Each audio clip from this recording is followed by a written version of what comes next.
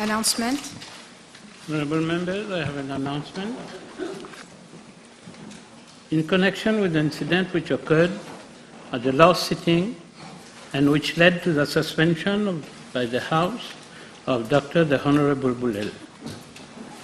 The Honourable member had engaged himself into an argument with the Chair, in the course of which he made certain disparaging remarks, challenging the legitimacy of the Chair, and also cast doubt on the election character, insinuating that the present holder of the office does not deserve this position. As it has been widely reported in the press, I wish for the record to bring some light on the mode of election of the Speaker. The Speaker, please, the Speaker is elected by the House and does not have to be a member of the National Assembly pursuant to Section 32(1)(a) of the Constitution, 1(a)(i) of the Constitution. In fact, in 1996, an amendment was brought to the Constitution by the then Labour MMM government to make provision, namely Section 32(1), to provide for the mode of election of a non-elected member as a Speaker, so that henceforth a non-elected member can be elected as a Speaker. Since then, the following personalities have been elected as a Speaker of the National Assembly in accordance with that provision. Sir Ramesh Jiulal, 1996 to 2000. Mr. Premnath Ramna, 2000 to 2005. Mr. Rajeshwar Prayag, 2005 to 2012. Mr. Razak Piru, 2012 to 2014. Mrs. Santibai Hanumanji, 2014 to 2019. I thank you for your attention. Papers have been laid. Order and no comments. Questions? Clerk, continue.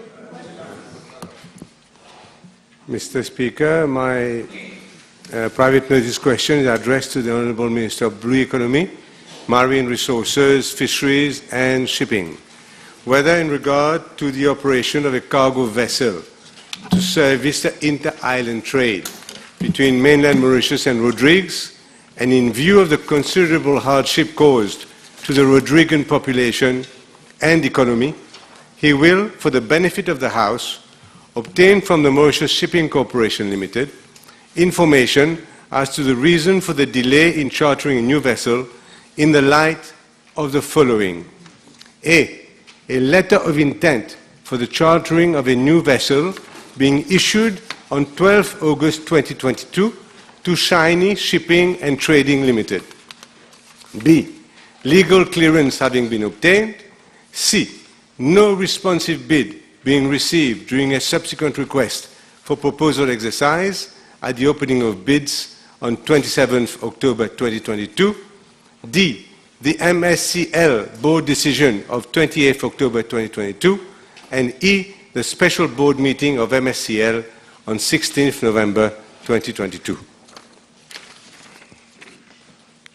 Mr. Speaker, sir, I would like to thank the Honourable Leader of the Opposition for having asked this question, as it gives me the opportunity to clarify the situation and allay the fears of our brothers and sisters of Rodrigues with regard to any possible disruption in the supply of commodities.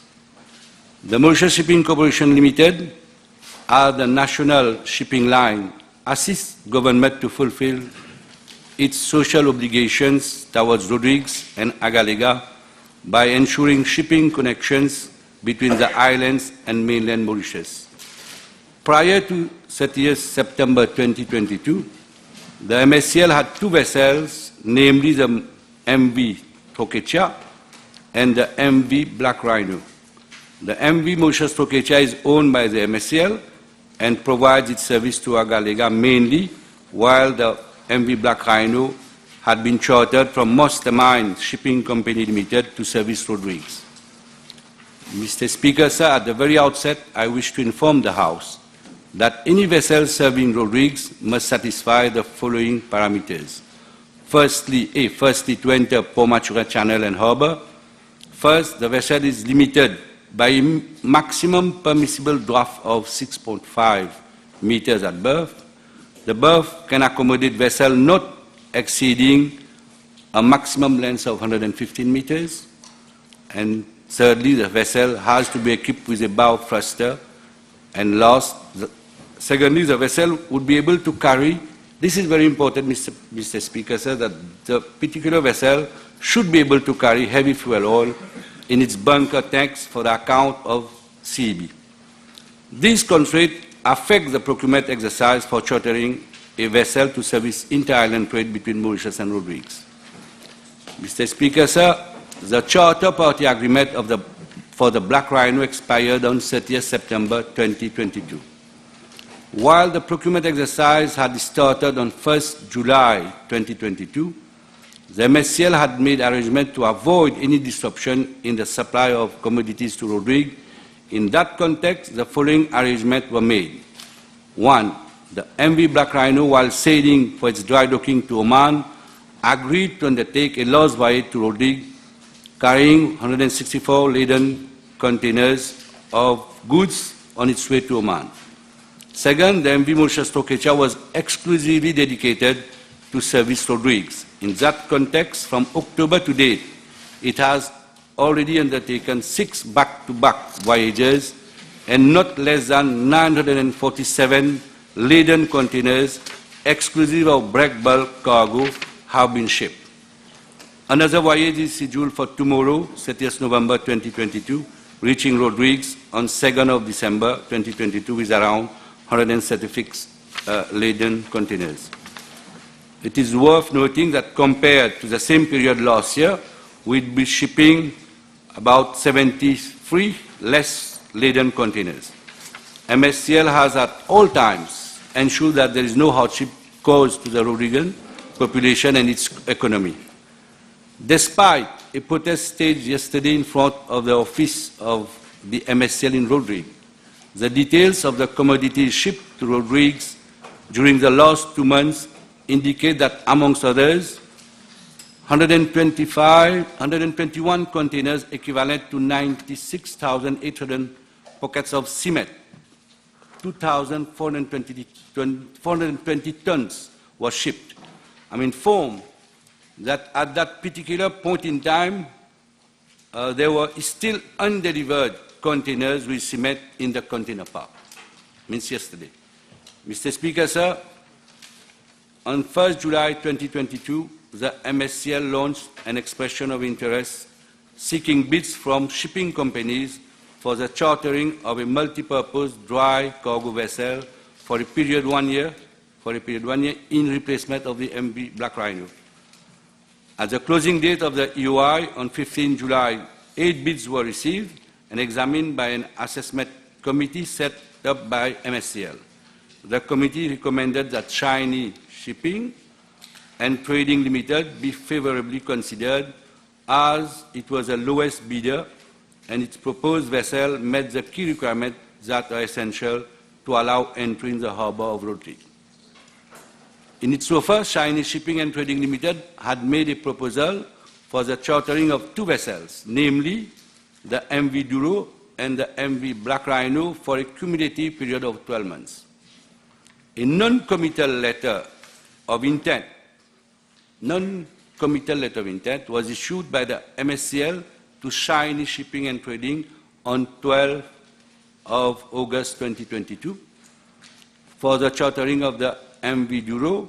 Subsequently, Chinese Shipping and Trading Limited informed the MSCL that the MV Duro was available for inspection in Aqaba, Jordan, and the latter would replace the MV Black Rhino by end of September 2022 to service the inter-island trade. The daily charter fee was US $15,500. This amount was brought down to US $15,000 after negotiations between the MSCL and Chinese Shipping and Trading Limited. On 23rd September 2022, the advice of the Attorney General's Office was sought as to whether it will be legally in order for the MSCL to charter the MSM Douro as from 1st October 2022 to service the inter-island trade initially, pending the availability of the MV Black Rhino, who went for dry docking. The Attorney General's Office informed that, first, the Mauritius Shipping Corporation Limited is, pursuant to Section 3A of the Public Procurement Act, exempt from the application of Part 3, 4, 5, and 6 of the PPA, that is, the procurement methods provided in the PPA shall not apply to MSCL, and it is not bound by the procurement methods. 2, there is no legal impediment for MSCL to charter MV Douro and MV Black Rhino as suggested if the company was satisfied, A, that Chinese Shipping Trading has quoted the lowest price, B, the MV Black Rhino will have an enhanced capacity and performance to assist MSCL, and C, with the terms and conditions for the charter of the two vessels for a duration of 1 year by Chinese Shipping and Trading. Yes. It's already, 15 minutes have gone or something? The question is long but very precise. What is the reason for the delay in chartering the vessel? That is the question. Why do we need to go into all this and unnecessarily restrict the time for questions? That's my question to you. You may continue. Mr. Speaker, so I'm explaining exactly the reason of the delay for taking the decision. My ministry had several meetings and discussions with MSCL to clarify certain legal, financial, technical, and procurement issues regarding the EOI exercise. Several issues were noted, namely, the EOI was launched for the registration of service providers, ship owners, charterers, managers to deploy vessels on time chartering for financial year 2022-2023. Potential suppliers were called upon to provide a list of available vessels for chartering with an indication of their chartering fees. Second, proposals incorporating the daily chartering fees were received via email instead of them being deposited in the tender box of the MSCL as specified in the EOI. Third, Chinese Shipping and Trading Limited was a newly incorporated company registered on 16 March 2022, thus putting into question its experience in manning nautical and technical aspects. Fourth, one of the requirements of the MSCL was that the vessels should be less than 20 years old. However, it was noted that MV Black Rhino was 25 years old and its known owner, Mastermind Ship Management Limited, did not participate in the expression of interest. For the period 21-22, the daily chartering fee was USD 8,200 daily. However, the daily chartering fee proposed for the period 22-23 was 15,000 USD, an increase of 7,800 USD per day, amounting to an increase of 2,847,000 USD, representing an additional amount of approximately 128,175,000 rupees for 1 year. In view of the above mentioned issues, and given the high price hike in the proposed charter rates, that is 128,175,000 for 1 year, the MSCL was on 30th September 2022 advised by my ministry not to proceed with the signing of the charter party agreement based on the above UI, but instead to invite potential shipbrokers to submit their offers for the chartering of a vessel to replace MV Black Rhino in accordance with the Public Procurement Office guidelines for chartering of vessels. Accordingly, on 3rd October 2022, the expression of interest was extended to a list of 25 international shipbrokers to submit their offers. These 25 shipbrokers were chosen on the basis of a similar exercise with the same list of brokers previously carried out by the MSCL. As at closing date of 7th October 2022, only one shipbroker responded. The latter's offer was found to be technically non-responsive, thus the exercise was non-conclusive. MSCL was advised by my ministry to relaunch a request for proposal for the chartering of a multi-purpose dry cargo vessel to replace the MV Black Rhino. On 30th October 2022, the MSCL issued a request for proposal to all the firms which had participated in the EOI exercise, carried out in July 2022. The request for proposal was also published on the website of the MSCL for any prospective bidder to quote if they so wished. The closing date set was 27 October. At the closing date, only one bid was received and examined. This exercise was also non-conclusive, as the only bid received was found to be non-responsive. In light of the above developments, the MSCL Board of Directors met on 28 October 2022, and considering that it had already explored all possible avenues unsuccessfully, resolved that a two-member team be mandated to engage with Shiny Shipping and Trading Limited, which were the lowest and only responsive bidder in the initial exercise, to secure an agreement for the chartering of a cargo vessel to ensure continuity of inter-island trade between Mauritius and Rodrigue, which otherwise may lead to a crisis situation in terms of availability of essential commodities to the Rodriguan population, especially during the coming festive season. The negotiations were conclusive, and the company agreed to deploy MV Douro for 2 months, pending the arrival of the refurbished MV Black Rhino, which would then take over the MSM Douro service to service the inter-island trade for the remaining 10 months. Shiny Shipping and Trading had also accepted to maintain its negotiated discounted daily charter fee of USD 15,000 over a time charter period of 12 months.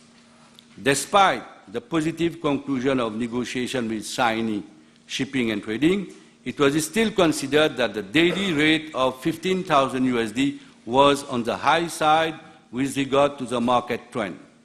Thus, my ministry made a request on 3rd November 2022 to the Ministry of Foreign Affairs and Regional Integration to consider seeking the assistance of countries where we have diplomatic and consulate representation to try to find, through shipping measures, a cargo vessel with the specific requirements that would suit the harbour in Port Maturin. As at closing date of 15 November 2022, no offer was received. Then, at a special board meeting held on 16 November 2022, approval was obtained for the chartering of the MSM Douro and the MV Black Rhino, pending vetting of the two charter party agreements from Shiny Shipping and Trading Limited by the Attorney General Office. Despite the above, the MSCL pursued its effort to look for potential replacement vessels to service Rodrigue. Negotiations were held with brokers, owners, charterers of 2 other vessels. One was ruled out, and as it was technically not appropriate, last Friday, on Friday 25th of November 2022, a virtual meeting was held with the owner-broker of the second vessel. The daily charter rate was 11,500 USD for a period of 6 months. It was found to be responsive, and 2 officers were designated to travel to Dubai the next day to inspect the vessel. Unfortunately, at the last moment of the same day, means 25th of November, the master of the vessel informed that it would require a tug of 60-ton bollard pull to berth the vessel, which was not available in Port Maturin and confirmed by the MPA. While consideration was being given to the second vessel, the MSCL was informed by Shiny Shipping and Company Limited that it was willing to revise the daily charter rate downwards. Means on Friday last, to USD 12,500 for MV Black Rhino, which would be available at Port Louis Harbour around 24th of December 2022. Based on this new proposal, it was noted that comparatively the offer of Shiny Shipping was more attractive, as the second vessel had other costs which made it more onerous than other offers. Mr. Speaker, sir, since the MV Black Rhino will not be available before 24 December 2022, arrangement had to be made for the continuity of supply to Rodrigue until that date. I would like to inform the House that AFCON was already chartering the MV Douro and which was loading cargo in Agalega on Saturday, 26 November 2022. After negotiation, AFCON has agreed to postpone its chartering agreement with Mastermind Ship Management Limited so that the MSL can avail of the vessel.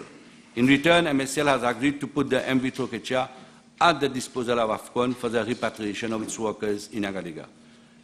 Mr. Speaker, sir, as time is of the essence, the MSL has agreed with Mastermind Ship Management Limited, the owner of MV Douro, for the chartering of the vessel for a period of 1 month, means December. The vessel is due to reach Port Louis Harbour tonight. There are a few issues to be clear with regard to the charter party agreement. Once cleared, it will be signed by both parties. The daily charter rate of the MV Douro is USD 12,500. This arrangement will ensure that there would be no disruption of supply in Rodrigues during the festive period. The MSL is still in negotiation to secure the services of a vessel for the period January to September 2023. The MV Black Rhino is one of the options being considered. The House would appreciate the commitment of the MSL all the way to ensure the continuity of supply to Rodrigues with only one vessel. At the same time, while the exercise for the procurement of a vessel with the requisite characteristic is a dynamic process, my ministry has to ensure that value for money principles are adhered to and the concept of transparency, accountability and good governance must prevail at all times. Mr. Speaker, sir, 2 parliamentary questions, 1 week apart, and 2 completely different answers. Last week, in a reply to Honourable Armas, the Honourable Minister clearly stated, and I'm quoting from Hansard, MSCL did launch several expressions of interest, etc., etc. They have all been unsuccessful, as none were found to be technically responsive. And just now, a few minutes ago, the Honourable Minister tells us that there was one technically responsive, the Douro Black Rhino.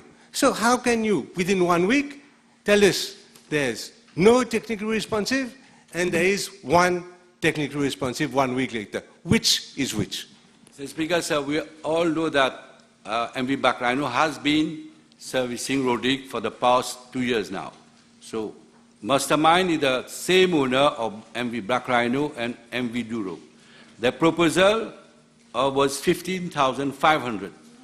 That was the issue.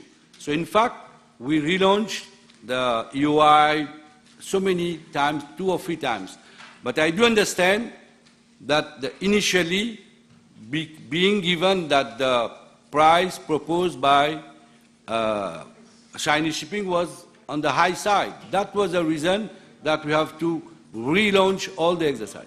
I'm going to invite the Minister and everyone to reread his PQ, answer to his PQ last week. He never mentioned at any point in time the issue of cost. Never. Never. You only mentioned the fact that you had no responsive bids. Today, a week later, you tell us that you had one responsive bid, but you're not happy with the price. So what way was it? It was not the truth that you were telling us last week. You're changing the truth now from 1 week to the next. Mr. Speaker, all the way we have tried to be transparent and to get value for money. That was the issue. Mr. Speaker, I'm going to ask now the Honourable Minister. Last week, and this time he's saying the same thing this week, he told us that there are no shortages in Rodrigues. That is the case. Huh?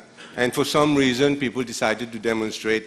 They must have been off their heads. Well, Mr. Speaker, is he aware? I'm sure he's aware, because he received a copy of a letter on the 22nd of November from the Chief Commissioner of Rodrigues, saying, in fact, that the situation has become critical. Has become critical, and you're nodding, so you're aware of that.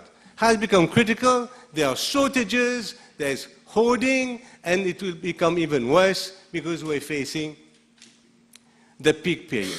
So how can he come to say on 2 occasions in this House, 1 week now and now, 1 week before and now, that there are no shortages in Rodrigues, that the people are dreaming when they say there are shortages? Mr. Speaker, sir, this outcry, which was done yesterday, was planned before the arrival of the MV Thokechia on 17th November 2022. It was planned, when you see all the papers that the people were showing yesterday on this outcry, that was on cement. So this was planned before 17th of November with the same slogan. But on 17th November, there was no manifestation because Thokechia was there with 60 laden containers of cement, 48,000 pockets, and this issue had already been addressed. As at Saturday, 26 means last Saturday, I'm informed that there were still 2 undelivered containers in the port area. Also, Mr. Speaker, sir, our manager responsible for MSCL road rigs carries continuous survey and regularly updates MSCL on the status of availability of supply in shops. I'm tabling his latest report. I just want to show to the House that even I've got some pictures. I'll show it to the leader of the opposition, which was taken this morning. So, in fact, all these issues have been resolved. So this was a planned thing that was done for cement before 17th, but they did it amazingly after the arrival of cement.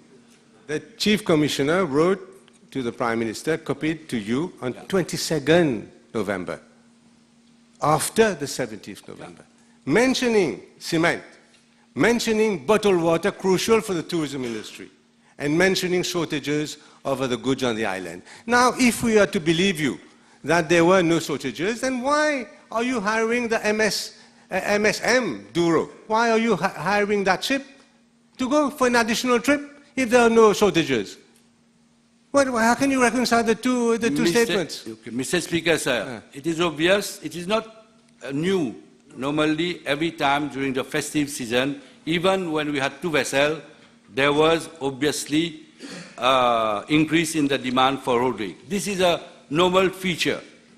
As I explained, despite we had 1 vessel, we only are late with 73 containers. Obviously, MSCL and the ministry, we are trying hard, and maybe in the few days, we have to hire to be able to meet the requirement. So we have already taken that decision because we don't want any disruption in the continuity of all the goods that should be sent to road rig. The Minister will understand that cement, etc., is hampering the economy. I'm going to come now. I'm happy that you have been able to get a reduction in the price, the daily rate, because it was much higher than before. Now, if I understand correctly, you are going to take that ship, the Douro, for up to December. And then you will launch again your expression of interest, etc., to try and get new ships. Is that what you're saying? No, Mr. Speaker, as I said,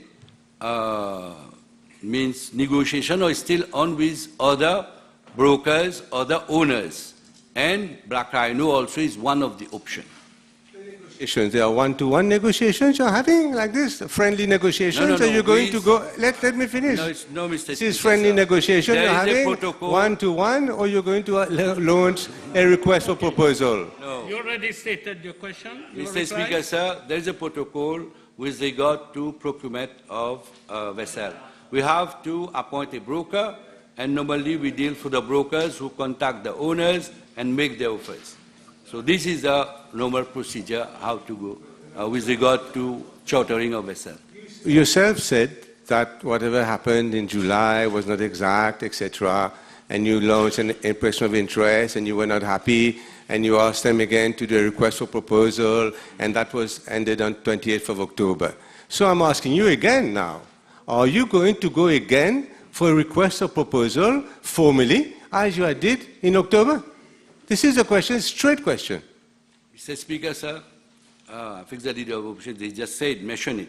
The fact that Chinese shipping has brought his quoted price from 15,000 to 12,500, this is the ample evidence that the ministry was correct, that the market rate was lower, and by so doing, MSCL can say have saved more than 60 million rupees. If we had agreed to Chinese shipping first offer, means 60 million rupees additionally. So we are still negotiating with Chinese shipping with regards to the market trend of chartering rate. So, actually, You are we also- negotiating with other ship brokers. You said so yourself. So there will be, although the company is not under the Public Procurement Act, you have, up to now, the company has respected the provisions of that act. So are you going now to divert from respecting the provisions of the Public Procurement Act in terms of hiring a vessel to the tune of 200 million rupees annually? That is the cost, obviously. Or are you now going to go to one-to-one negotiation with brokers, etc., etc.? That is the question. Right now, Mr. Speaker, sir, we have already negotiated with MV Duro for the 1 month. With regard to the continuation for next year, in hand we have the offer of Black Rhino. We are still considering that one. Obviously, the price is a main component of the negotiation, and I do understand that Chinese shipping, because 8,200 to go to 15, to coming back to 12,500. Again, we got information that is ready to decrease. It all depends. As I said, time is of the essence. If you are going, because you have to continue in January, it all depends if Chinese shipping is agreeable to lower the rate as per the market price. Mr. Speaker, it's a fact that freight rates had increased a lot, and last in a month or two, they have started to fall. This is quite correct. So my point is not that they are starting to fall. My point is, what is going to be the procedure for agreeing with Chinese shipping? Are you going to talk one-to-one and say, you drop it 5 rupees, not 250, and this and that? Or are you going to negotiate that way, as if you're buying potatoes in the market? Or are you, in fact, going to go for a proper, transparent bidding exercise so that we have a proper price as from 1st of January? Mr. Speaker, sir, we will give directive to the MSCL to, first of all, the main factor should be that there should be no disruption for roadway. This is of essence. We can't go away from this one. Now we have to be, as far as possible, transparent. Obviously, whatever decision we were going to take, we will get the Attorney General Office will be informed that we are in line with all the legal procurement procedures. But at the end, what we need to follow that we got value, for, as I said, value for money. I did point out that Chinese shipping is lowering the price. We'll see what will be his next proposal. Again, there's a time factor. If we are able to hire another vessel within this 1 month, everything will be done in all transparency. If you have to venture for new bid. We all know that the MSCL doesn't fall under the Public Procurement Act, so it's no need to tell me that it's legal, etc. We all know that it is exempted. So it's a question of good governance rather than legal provision, and that was the question.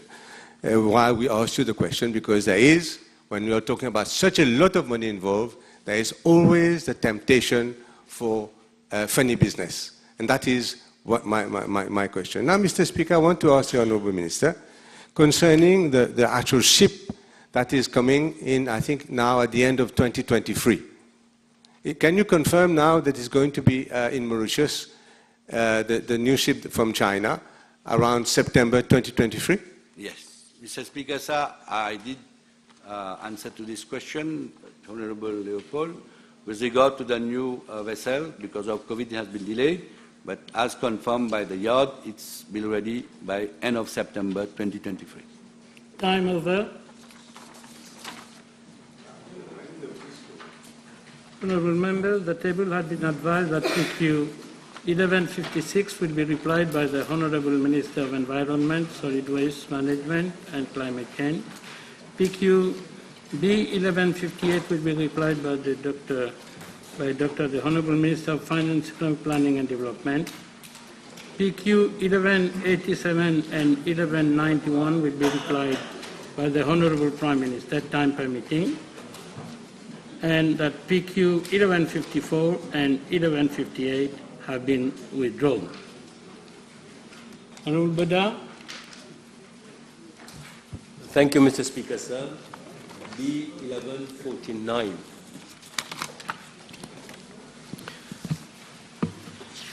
Mr. Speaker, sir, the House, the country, and the nation are fully aware that my government is relentless in its fight against the drug scourge. In fact, the street value of drugs seized, amounting to 14 billion rupees since the year 2015, bears ample and convincing testimony to this fight of ours and to our unflinching commitment to track down the drug peddlers and keep the drug problem at bay. I am thus particularly sensitive to the plight of many families whose children have been caught in the drug trap.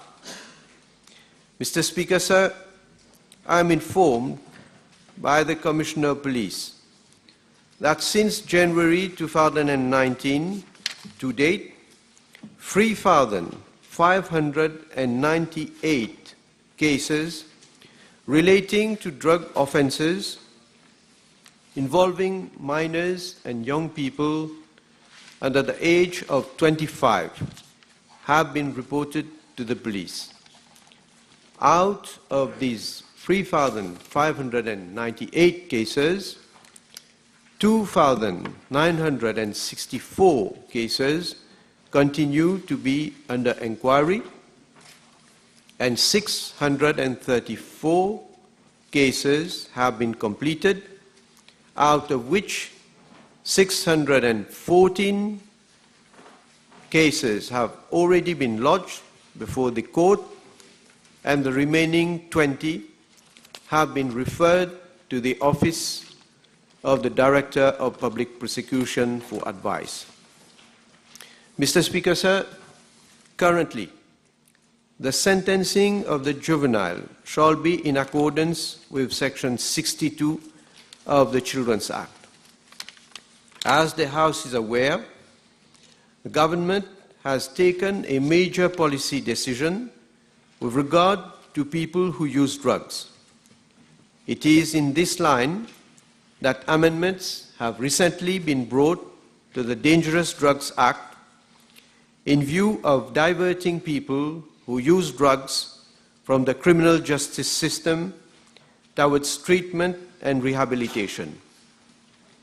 The setting up of the Drug User Administrative Panel under the Ministry of Health and Wellness is one of the milestones of my government in the fight against drugs.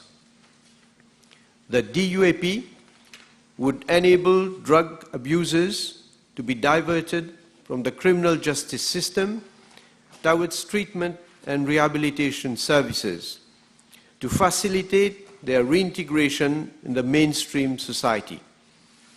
Moreover, diversion of people who use drugs from the criminal justice system would allow them to have a certificate of character wherein there is no criminal record linked to drug use.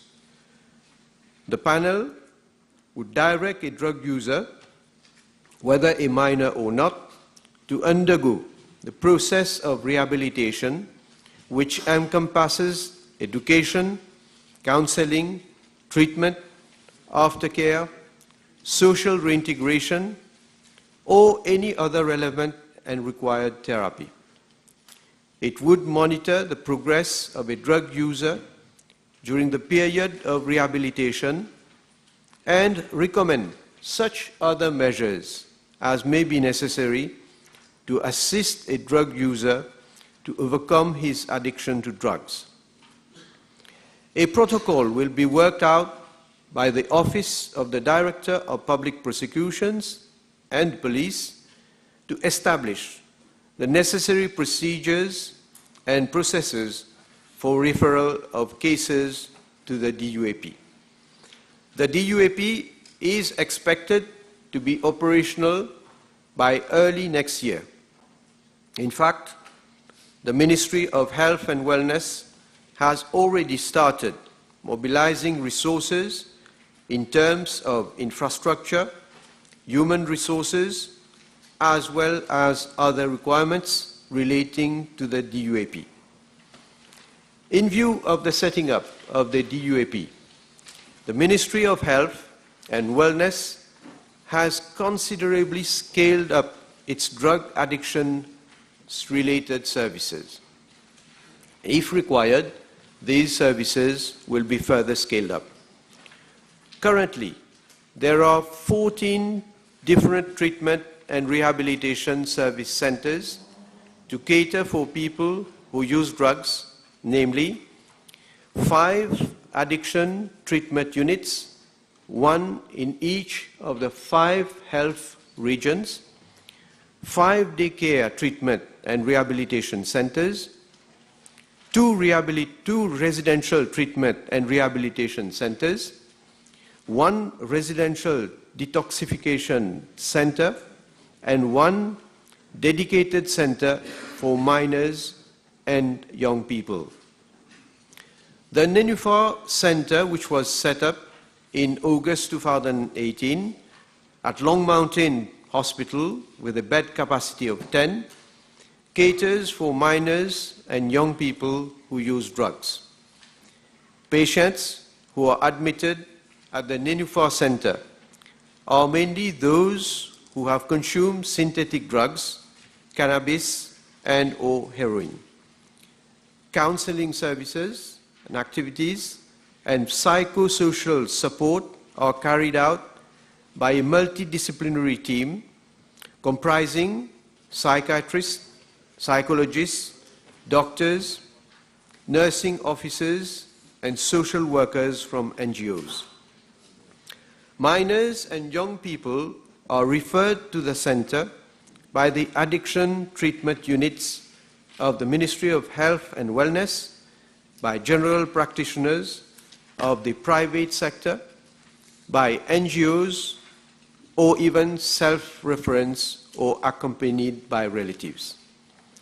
Mr. Speaker, sir, with a view to combating drug trafficking, the police department is implementing a series of repressive and preventive measures as follows: gathering of intelligence on drug peddlers to disrupt the supply of illicit drugs, drug mapping to locate areas of concern where drug activities are being carried out and drug addicts tend to loiter, profiling of persons of interest through discrete surveillance to identify their role and involvement in the drug nexus, arresting drug offenders and ensuring their successful prosecution, addressing crime generators like prostitution and larceny, often linked to drugs,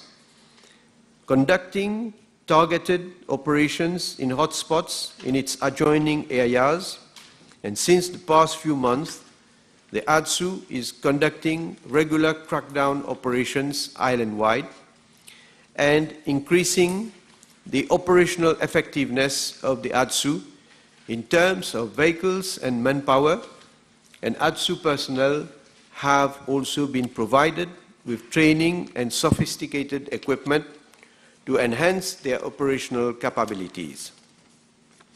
The ADSU is extensively collaborating with other law enforcement agencies involved in the fight against drugs and related offenses, such as money laundering, with a single aim to disrupt drug and other criminal networks. Moreover, the ADSU also forms part of the Supply Reduction Committee of the National Drug Secretariat, together with other agencies such as the MRA Customs Anti-Narcotics Section, the Ministry of Health and Wellness, and others. This consultative platform allows the sharing of information and statistics among the different agencies, thereby enhancing the operational capacity of ADSU. The education cell of the ADSU, with the support of the ADSU field units, are actively engaged in carrying out sensitization and awareness campaigns in educational institutions, youth forums, private companies, and socio-cultural groups on the ill effects of drugs and its legal implications. The prevention strategies are geared towards providing relevant knowledge and information on the ill effects of dangerous drugs and drug abuse, personal and family problems associated with drug abuse, the legal consequences with different types of offenses under the Dangerous Drugs Act. Mr. Speaker, sir, it must also be pointed out that the Ministry of Health and Wellness, in collaboration with the National Drug Secretariat, has launched the first phase of a community-based and community-led anti-drug campaign through the Youth Empowerment Program Against Drugs. The first phase of this program, which has already been implemented in 20 regions of the island, is targeted to build capacity of young people and community leaders by providing them with knowledge and skills to design and implement drug prevention activities in their respective localities and surrounding regions. The community-based drug prevention program involves people who are concerned with the drug issue, including youth, parents, teachers, police, religious organizations, citizens, community groups, as well as drug-related service providers. Mr. Speaker, sir, result-oriented community-based drug prevention activities should be focused and ongoing, rather than a stand-alone approach. Thus, to ensure that this community-based prevention program is sustained, the second phase has already been initiated through the Community Welfare Task Force project. In fact, the Minister of Health and Wellness has launched the second phase on Thursday, 24th of November 2022, whereby 30 community leaders from 18 different regions have been empowered during a 2-day workshop for the setting up of a community welfare task force in their respective regions.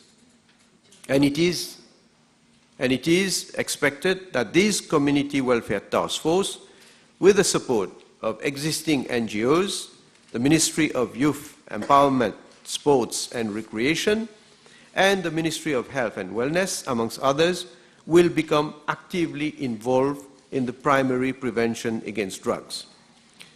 Mr. Speaker, sir, my government has been working on all fronts to deal with the drug scourge. In addition to sensitization campaigns by the police and the Ministry of Health and Wellness, the Ministry of Education, Tertiary Education, Science and Technology is implementing a series of measures in the educational institutions comprising, inter alia, the following: a structured, extensive sensitization and prevention program at the level of educational institutions conducted with Ministry of Health and Wellness and the assistance of ADSU, the Brigade pour la Protection des Mineurs, and NGOs, to address the drug problem as well as share information.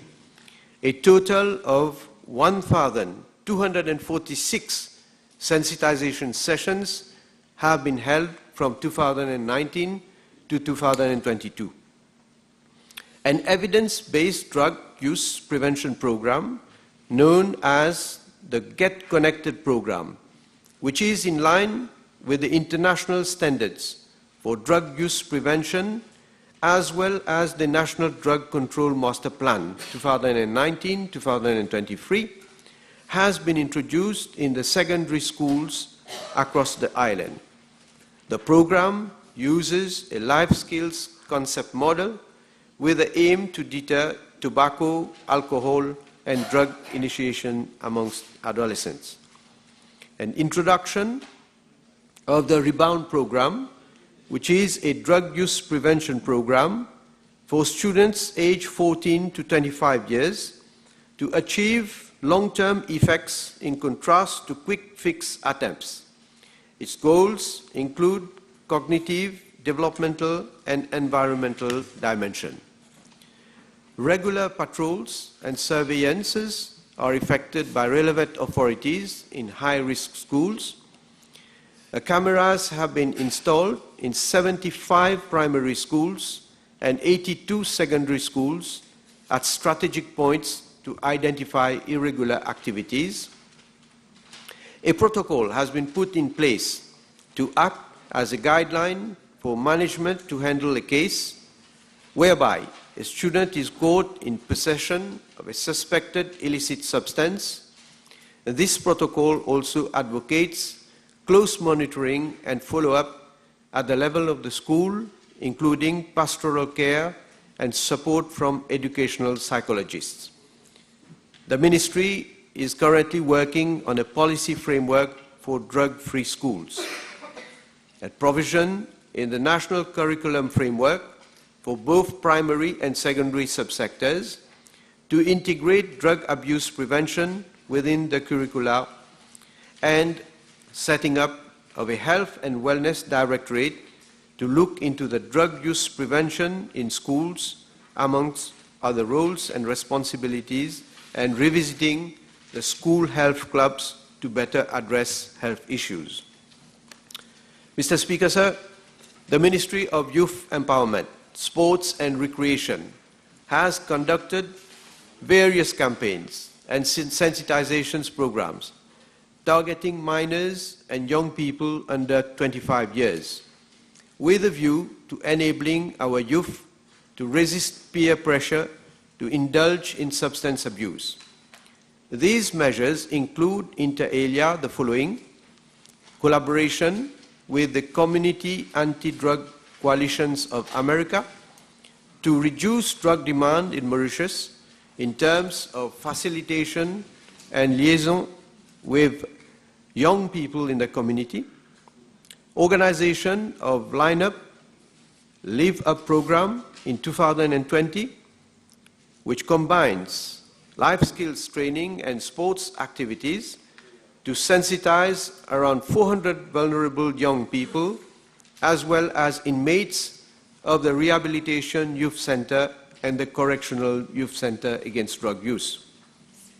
Capacity building workshop on prevention of addictive behavior in September 2021 with the Brigade des Mineurs, ADSU, and NGOs for 20 animateurs, youth officers working with young people. And since year 2019 to date, more than 4,000 young people have followed the Life Skills Education Program, which is a 10-week comprehensive youth health program designed to support adolescents to make healthy lifestyle choices and help them become more resilient. And conduct of the special outreach program targeting those young people who are deemed furthest left behind. Individual social support and informal sensitization sessions on substance abuse prevention are provided to 400 vulnerable young people at grassroots level in different regions. Mr. Speaker, sir, I need not repeat and overemphasize the undisputable and blatant fact and widely acknowledged reality that my government shall indeed not leave a single stone unturned in our zero-tolerance approach to clear and clean our country of drug trafficking. Thank you. I thank the Prime Minister for his extensive reply. In view of the fact that the situation is very critical, I will just give a few figures. Yes, sir.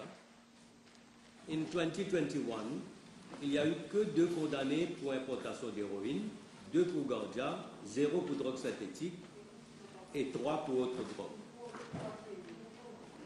La question pour moi, Monsieur le Président,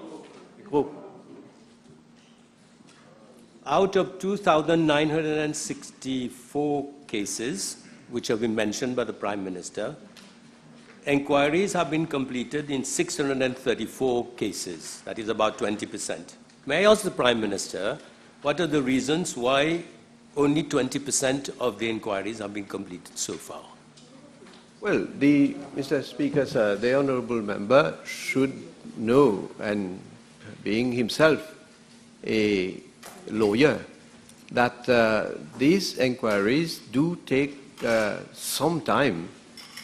We are talking about figures from 2019 till date, and I have said number of cases have been completed. That is a number which originate from 2019, but the more recent cases, of course, they will. There is a process. Advice is being taken, and TPP eventually will have to take a decision. So it is taking some time, but we will see to it that cases do not linger on for too long as well. So there is a follow-up on the part of the police for inquiry to be completed at the earliest. Thank you, Mr. Speaker, sir. Can the Honourable Prime Minister indicate the number of minors under the age of 18 who were remanded for related offences at the Correctional Youth Centre since January 2019 to date? Thank you. Yeah, Mr. Speaker, sir, as per records available at the Correctional Youth Centre for Boys and Girls, no minor under the age of 14 was remanded for drug-related offences since 2019 to date. I am also informed that there is a total of 61 minor boys aged above 14 but less than 18 years who were remanded at the Correctional Youth Centre for Boys, and 2 minor girls aged 15 and 17 years respectively were remanded to the Correctional Youth Centre for Girls for drug-related offences for the period 2019 to date. And out of these 63 minors, only 1 boy was sentenced by the District Court of Lower Plaine-Williams and is detained at the Correctional Youth Centre for Boys since the 5th of February 2021.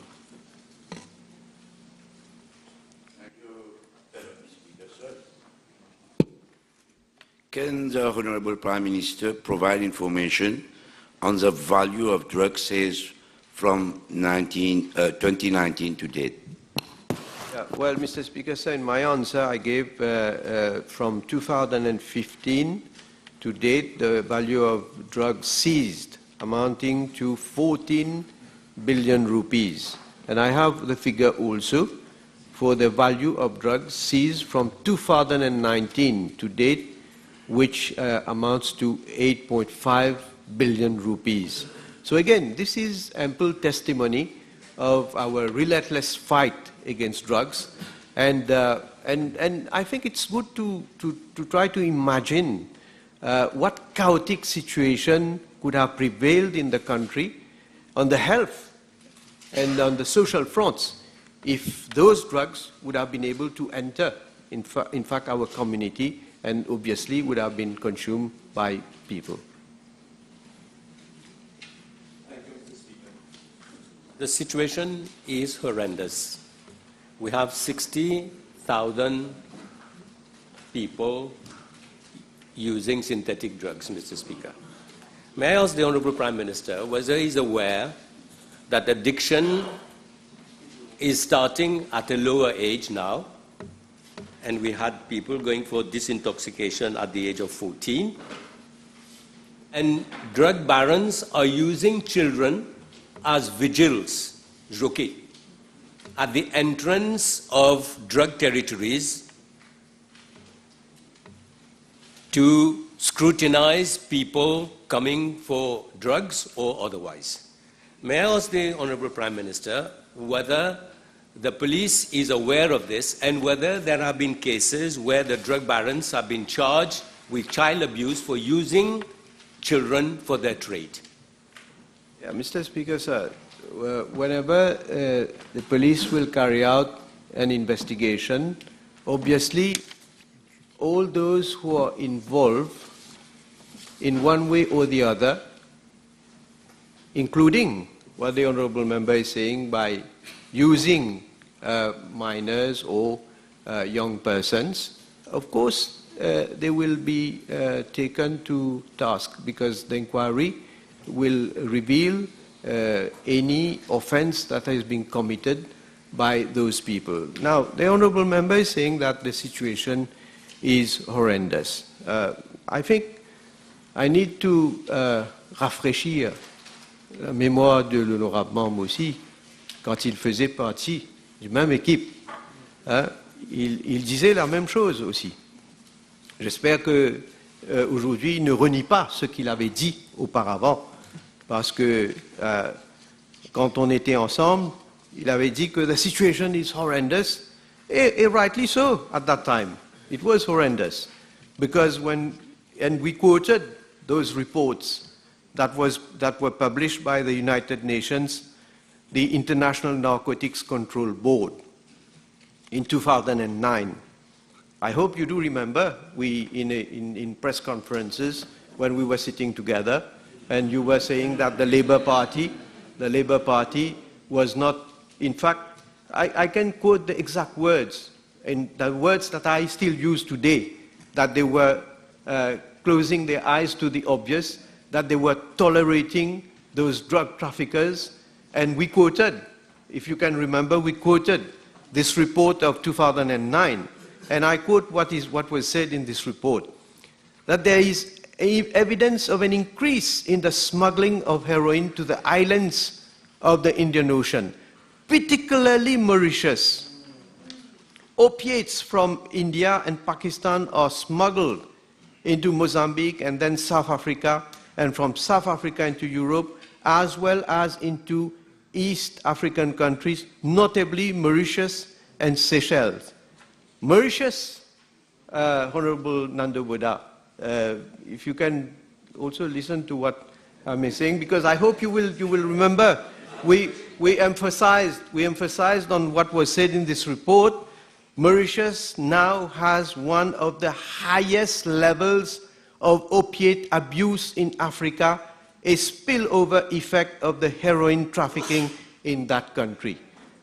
Now, it's not only that report, 2009, 2010, again, the World Drug Report of UNODC mentions that Mauritius, Kenya, and Egypt are the countries in the region with the highest prevalence of opiate use.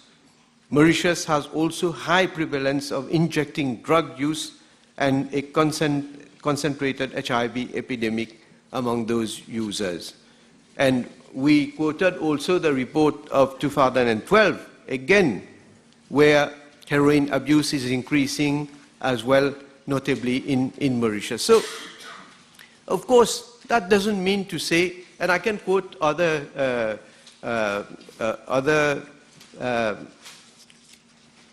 statements that we have been making together in previous press conferences at that time. But I'm not saying that because of this situation that existed, that we do not have to redouble our effort. In fact, government, authorities concerned, I can assure the Honourable Member that we will continue to do our utmost in our fight to combat those drug traffickers. And of course, when I look at those figures, and figures which has been increasing also, I don't want to take time of the House, from 2005 to 2014 has been increasing regularly in terms of cases for minors and for juveniles. So the fight is on. We have to be vigilant. But again, it is a permanent fight because those people, they are always trying to find ways and means of carrying out their illegal trade. You are right, the time is over.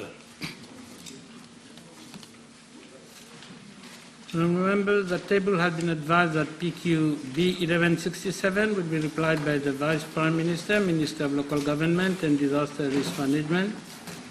PQ B1197 and B1120 will be replied by the Honourable Minister of Labour, Human Resource Development and Training and Consumer Protection. PQ B1186, 1203 have been withdrawn. Now I call MP Utim. B1163.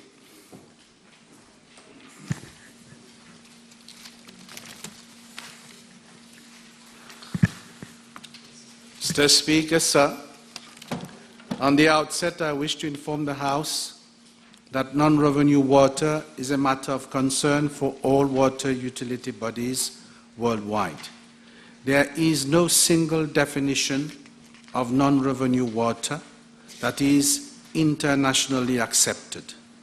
For example, there are reference methodologies for the calculation of non-revenue water by the International Water Association and the World Bank. According to the International Water Association, non-revenue water has the following components. A, real losses, for instance, leakage on transmission and distribution mains, illegal connections on trunk mains, leakage and overflows at service reservoirs, leakage on service connection up to the customer meter. B, apparent losses, for instance, unauthorized consumption, water theft, customer meter and billing inaccuracies, and C, unbilled authorized consumption, for instance, free water provided by water tanker services, public standpipes, water hydrants used by fire services, water consumption by eligible religious and charitable institutions exempted from payment of water charges, free consumption up to 6 meter cube for eligible households. Thus, non-revenue water is not only about leakages and leak repairs. Mr. Speaker, sir, the most commonly used indicator to measure non-revenue water is the difference between production and distribution sales expressed as a percentage. However, although easy to compute and understand, it is being widely recognized that it is not the most appropriate indicator to benchmark non-revenue water levels among water utility bodies internationally or to monitor changes over time. Having explained the above, Mr. Speaker, sir, I will now come directly to the reply of the PQ addressed by the Honourable Member. Mr. Speaker, sir, in September 2020, a non-revenue water management cell was set up at the Central Water Authority with the objectives, inter alia, of reducing the current non-revenue water to an economically acceptable level, improving the network efficiency through active leakage management, and improving the management and monitoring of the water network. In order to tackle the problem of non-revenue water, the Non-Revenue Water Management Cell has prioritized and implemented non-revenue water activities at the level of district metered areas having the highest non-revenue water level. A district metered area, DMA, is a relatively small, discrete metered area of water supply, forming part of the whole water distribution system. I am informed that the Central Water Authority has started with a pilot project in the east where it has completed the review of all its production DMA meters and reservoir inlets and outlets. DMA plans are being created and 60% of drawings have been updated. Action has been taken to replace the 5 identified defective water mechanisms. The purpose of replacing these defective meter mechanisms is to enable the CWA to have accurate and reliable production figures in order to establish the current baseline of non-revenue water. Establishing an accurate non-revenue water baseline will thereafter enable the prioritization of DMAs with the highest percentage of non-revenue water for the implementation of the strategic action plans for the reduction of non-revenue water. Another 36 district metered meters are in the process of being replaced. Mr. Speaker, sir, I wish to outline that following non-revenue water activities carried out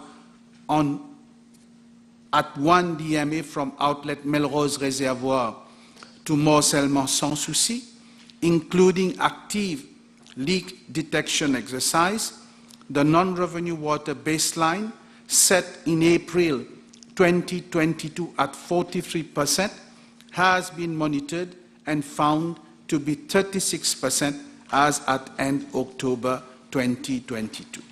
The latter figure is considered to be more accurate as it has been obtained from reliable figures.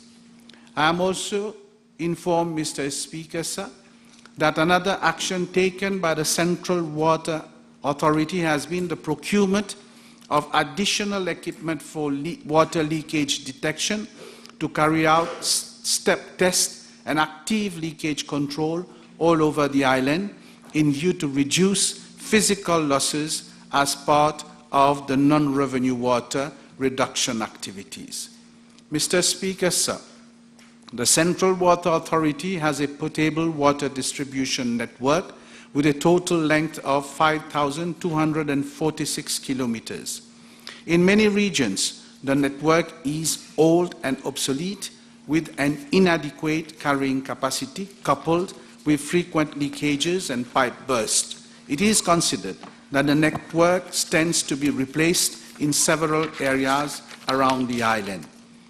Pipe replacement to reduce physical losses on the network is a regular program carried out by any utility body including the Central Water Authorities. In addition, pipe replacement is also effected by other authorities under the respective projects such as the Wastewater Management Authority, Metro Express, and the National Development Unit, among others. Since 2015 to date, some 570 kilometers of pipes have been replaced around the island.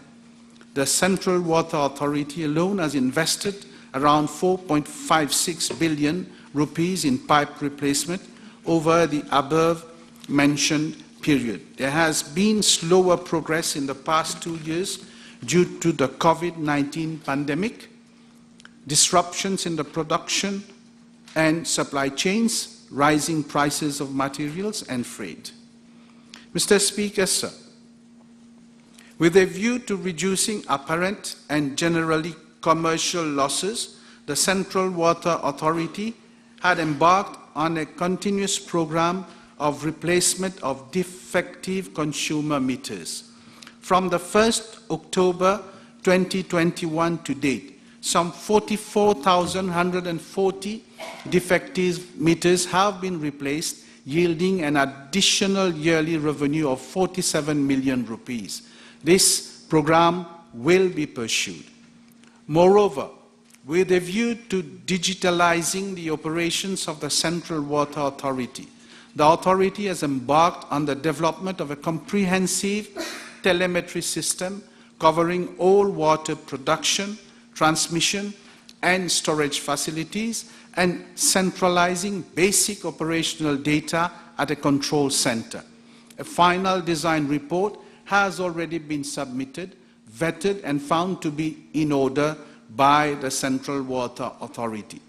Draft bidding document for the implementation of the telemetry project is now being finalized. This telemetry system will, among others, allow for remote monitoring and controlling of any abnormal water flow.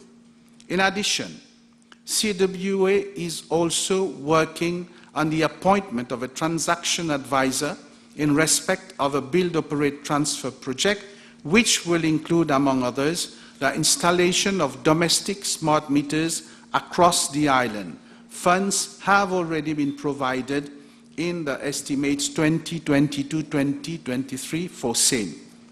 Mr. Speaker, sir, every effort is being made to reduce the non-revenue water level and achieve greater efficiency in the network. Once a baseline for non-revenue water can be established after the restoration of all production bulk meters and water mechanisms, the non-revenue water figures can be calculated with better accuracy.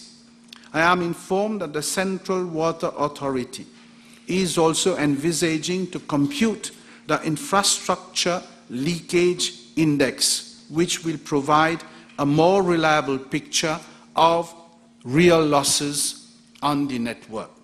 The infrastructure leakage index is an effective indicator of how well a distribution network is being managed and maintained at the current operating pressure.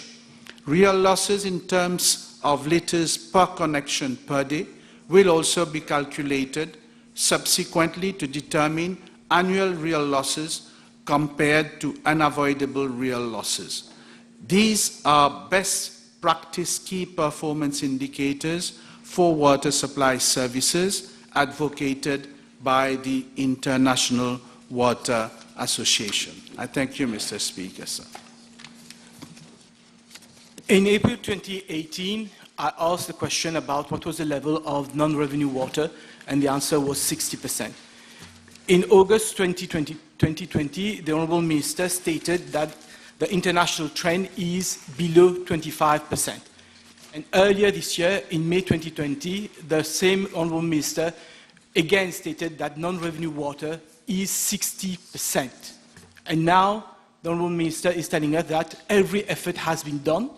So 4 years, absolutely no change in the level of, no reduction in non-revenue water. Isn't the Honourable Minister agree, doesn't he agree, that it has been a total failure on the part of CWA to reduce non-revenue water? No, Mr. Speaker, sir, I don't agree with the statement made by the Honourable Member. In fact, like he said, in previous PQs, I stated that these are the figures, but I also stated that we have to establish a baseline, because I do not agree with the figures that was put forward, because it is a simple mathematical equation, whereas we have to take into consideration other factors in establishing the non-revenue water. In 2020, the Honourable Minister stated that we should replace, and I quote, 1,570 kilometers of pipes. And earlier this year, the Honourable Minister stated that we have replaced, since 2019, to date, only 156.2 kilometers of old pipes, not only 10%. And we have spent 600 million rupees only, not the billions that he's mentioning. So doesn't he agree that the reason why we are still having a high level of non-revenue water is that pipes are not being replaced and funding is not being provided to replace the old pipes? Mr. Speaker, sir, yes. Part of it, like I said, it is not by replacing pipes that we will get the result of reducing the non-revenue water. There are other factors that have to be taken into consideration. I gave a description first of what is the definition of non-revenue water and what are the factors that are taken into consideration when we calculate the non-revenue water. And I explained a series of measures being taken by the CWA, ranging from the installation of district metered areas, also trying a pilot project in a particular region where we want to establish non-revenue baseline, and the results are there. I explained that at the beginning, non-revenue was estimated at 43%, and when we carried out the measures that we have taken, it decreased to 36%. And I also explained that the Central Water Authority has acquired other equipment, that is water leakage detection equipment, to measure water leakages, and also that we are embarking on a telemetry system for the Central Water Authority. With regard to investment, Mr. Speaker, sir, the Honourable Member is aware that we have gone through COVID and we had to reduce investment in not only the water sectors but other sectors also. Thank you, Mr. Speaker, sir. Is the Honourable Minister aware that all the population every day notices pipe bursts, a lot of water running and going to waste, and delay in CWA? Myself, I had so many times had to intervene to get people to repair broken pipes in my constituency. Is the Honourable Minister aware? Is there a shortage of staff at the level of CWA when it comes to intervening on pipes that had bursted? Yes, Mr. Speaker, so even I have to intervene on a very regular basis because we receive complaints of pipes bursting in different regions. But there is a problem of staffing. We have recruited lately operatives at the level of the Central Water Authority, and we are attending to those problems, Mr. Speaker, sir. The question has been sufficiently canvassed, and so the table has been advised that following PQs have been withdrawn: 1160, 1157, 1191, 1161, 1155, 1151, and 1152. Also, the following PQs have been withdrawn also: B 1200, 1210, 1219, 1195, 1211, 1217, 1166. Next question. B 1164. Mr. Speaker, sir, I have been informed that on the 22nd of November 2022, the contractor JV Sotravik Limited, Ineotech, responsible for the operations at Marchicos landfill, reported a major fire incident, which occurred at around 16 hours at the Marchicos landfill, more precisely in the southern part of the landfill. The Mauritius Fire and Rescue Services intervened and mobilized resources from the fire stations of Rosebel, Maibo, Kurpip, and Saint-Aubin. In the meantime, as part of its contingency plan for firefighting, the contractor deployed 3 tracked excavators to cover with soil the fire outbreak pockets and to excavate trenches in the waste mass to create fire breaks. Notwithstanding these measures, the fire propagated because of the very dry state of the waste and the unfavorable wind direction. In the firefighting process, the Mauritius Fire and Rescue Services was supported by the contractor who deployed 5 water tanker lorries, pumps, and pipelines to source water from the Rivière Lachaud, and 15 lorries for carrying soil. Additionally, 3 water cannons were deployed on site by Richandeau Sugar Estate and 1 firefighting truck from Airports of Mauritius Limited. The fire has been contained within an area of 4.4 hectares on the same day. A meeting was held early morning on Wednesday, the 23rd of November 2022 at Moshikos under the chairmanship of the officer in charge of the National Disaster Risk Reduction and Management Center, with representatives of my ministry, Police de l'Environnement, the SMF, the Mauritius Fire Rescue Services, the contractor for the landfill, and the consultant. The objectives of this committee was to closely monitor the situation and also follow up on actions being initiated by all stakeholders. This committee has been meeting on a daily basis since the incident. On the same day, I personally carried out a site visit to take stock of the magnitude of the incident and follow up on actions being taken to suppress the fire. Mr. Speaker, sir, with regard to part A of the question, the Mauritius Fire and Rescue Services is carrying out an investigation to determine the cause of the fire. The investigation will be completed once the fire is doused and the site rendered safe.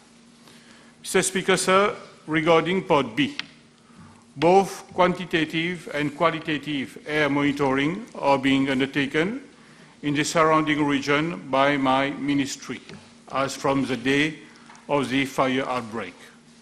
The National Environmental Laboratory has carried spot check measurements using the portable gas analyzer at approximately 200 meters from the landfill site and at the adjacent residential zones, namely Union Park, Rosebel, New Grove, Deux, Cluny, Union Park, and Moshikos. Gases which were screened during these exercises were mainly benzene, methane, nitrogen dioxide, nitrogen monoxide, sulfur dioxide, and carbon monoxide, including polyaromatic hydrocarbons such as naphthalene. It was observed that on the day of the fire outbreak, there was a rise in the concentration of methane near the Moshikos landfill, which subsided to normal ambient concentration on the following day. The air monitoring exercise is ongoing, and so far no toxic concentration of air pollutants screened have been detected. Additionally, the National Environmental Laboratory conducted air screening at other regions such as Bimanic, Banane, Midlands, 16e Mille, Forestside, Nouvelle-France, Cuopip, and Oyeta. No toxic concentration of the gases analyzed was noted. A mobile ambient air monitoring station, PM analyzer, was also placed in the region of Cluny to monitor the ambient air quality on a continuous basis. The level of fine particulate matter, PM10, was measured continuously, and the results did show compliance to our local standard. Mr. Speaker, sir, the National Environmental Laboratory also conducted water sampling exercises as from the 23rd of November 2022 to assess the impacts of the incident on river water quality in the vicinity of the landfill site. 5 sites were monitored, namely River Tranquille, upstream and downstream of Moshikos landfill site, River Lachaud, Astro Bridge, downstream of Moshikos landfill, and Chivala Road, Rosebel, and Rivière des Créoles, Saint-Hubert.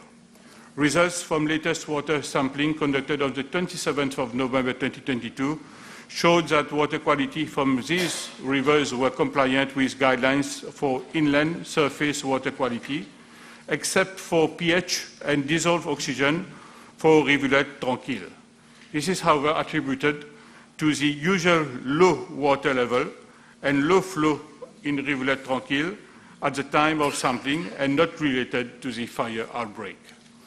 Mr. Speaker, sir, the Ministry of Health and Wellness has been on alert with the deployment of medical officers and an ambulance following the fire outbreak for health checkup for workers, fire officers, and inhabitants in the region of Moshikos, Cluny, and Bimanic.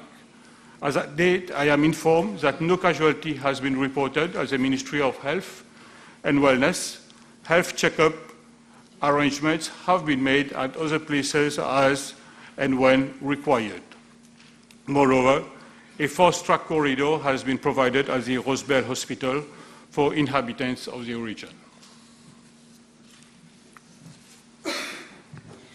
Les fumées issues de la combustion de déchets mixtes non triés émettent toutes sortes de composés chimiques et de molécules cancérigènes. Dans un souci de transparence et pour rassurer tous les habitants des alentours, le ministre peut-il déposer sur la table les résultats détaillés des tests qui ont été effectués depuis l'incendie? Dans ma réponse, Monsieur le Président, j'ai bien fait mention d'un certain nombre de gaz qui ont été émis lors de l'incendie. Bien sûr, nous donnerons tous les détails nécessaires et je déposerai à la Chambre la liste des gaz et aussi les différentes analyses qui ont été effectuées. Le ministre n'a pas donné le taux, donc c'est pour ça que je demande les résultats détaillés. Les normes concernant les émissions atmosphériques et la qualité de l'air, y compris celles relatives donc à l'incendie de Manchicose, n'ont pas changé depuis 1998. Le ministre compte-t-il apporter les changements nécessaires pour que nous soyons alignés avec les normes internationales? Oui, Monsieur le Président, nous sommes dans ce processus. Nous sommes en train d'avoir ce qu'on appelle le National Quality Standard. Nous allons bientôt basculer sur ce qu'on appelle le Particulate Matters Parameters en ce qui concerne les différents international standards. Thank you. Thank you, Speaker. Sir, in view of the known cancer-causing molecules at landfill sites, like furan and dioxin, and heavy metals like lead, arsenic, mercury, cadmium, and even other fine particles, and even asbestos that are harmful to the health, does the Minister not think that it would have been more appropriate for tests to be done by an independent body rather than the quantitative and qualitative tests done by the Ministry, which may tell a different story for obvious reasons? Monsieur le Président, donc, à l'heure du jour, le National Environmental Laboratory est en train de procéder à tous les tests nécessaires. Pour nous, dans un souci de transparence, comme je l'ai mentionné, cela ne cause aucun problème de venir de l'avant pour donner les résultats de ces différents tests. Bien sûr, s'il y a lieu d'approfondir les tests, nous le ferons. Mais bien sûr, ce qui est quand même rassurant, Monsieur le Président, comme je l'ai mentionné, nous avons pris toutes les dispositions nécessaires en ce qui concerne l'apport du Ministry of Health and Wellness. Il n'y a pas eu de casualties rapportées. Et bien sûr, nous allons suivre la situation de très près en ce qui concerne les risques de propagation de cancer, etc., suivant l'émission de gaz. Mais à ce jour, je dois dire que tous les tests, tous les résultats des tests sont dans les standards normaux. Last question. Concernant les causes de l'incendie, nous savons que le contrat du gestionnaire actuel du site de Manchicose a pris fin depuis 2019 et est en train d'être renouvelé sur une base mensuelle. Le ministre est-il au courant qu'il ne dispose pas des équipements aux normes permettant de compacter les ordures comme il le faudrait, ce qui peut donc créer un cocktail explosif et être à la source d'incendie? S'il est au courant, que compte-t-il faire pour remédier à cette situation? Monsieur le Président, I have been informed that the contract with Sotravik Limited Eneotech provides for the deployment of 2 bulldozers for moving waste and 1 landfill compactor for compacting waste to the required density of 1.0 ton per meter cube. Given that the contractor's compaction has suffered frequent breakdown recently, the contractor has in lieu provided 3 bulldozers on a permanent basis and a 4th one as a standby. A reasonable degree of compaction is achieved with these bulldozers. Surveys carried out at the landfill site on active cells during the end of October 2022 indicated satisfactory compaction results. It is to be noted that the southern part of the landfill has been decapped and raised segment by segment, pending a well-coordinated raising with the forthcoming vertical expansion project. Thus, the current uphill site configuration at the southern part of the landfill renders compaction difficult presently. Thank you. Honourable members, I will suspend the sitting for 1 hour.